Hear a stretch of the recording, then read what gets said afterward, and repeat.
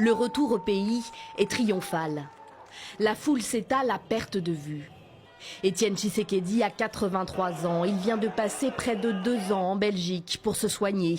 Il n'a plus la fougue de ses jeunes années, mais cet accueil spectaculaire prouve qu'il reste aux yeux des Kinois l'opposant ultime en RDC.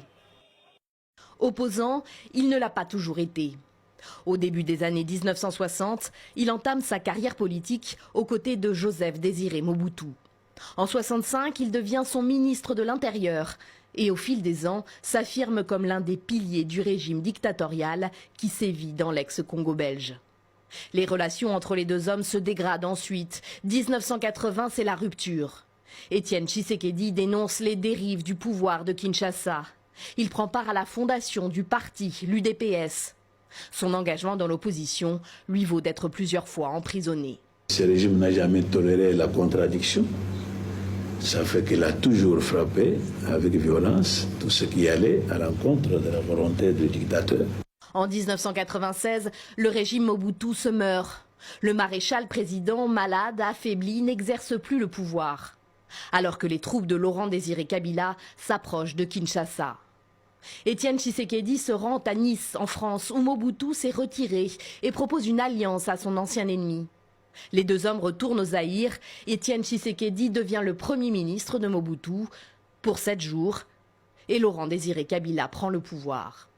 Opposant à Kabila père jusqu'à son assassinat en 2001, puis à Kabila fils, le sphinx de Limete, comme on le surnomme, boycotte la présidentielle de 2006, les premières élections libres de son pays, qui consacre Joseph Kabila comme président de la RDC.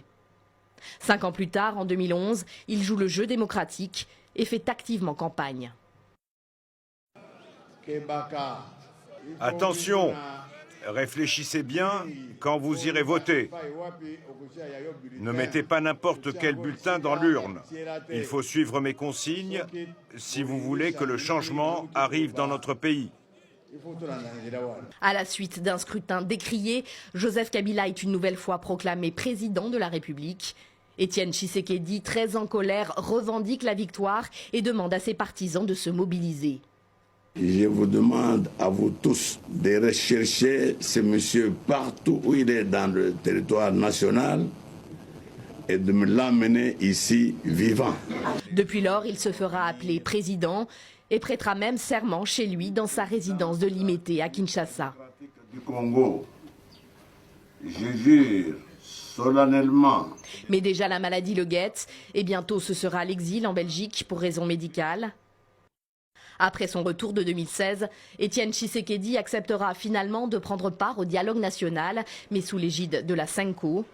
Il devait prendre la tête du conseil de suivi de l'accord politique de décembre 2016, l'accord dit de la Saint-Sylvestre, trait d'union entre l'opposition et la majorité présidentielle.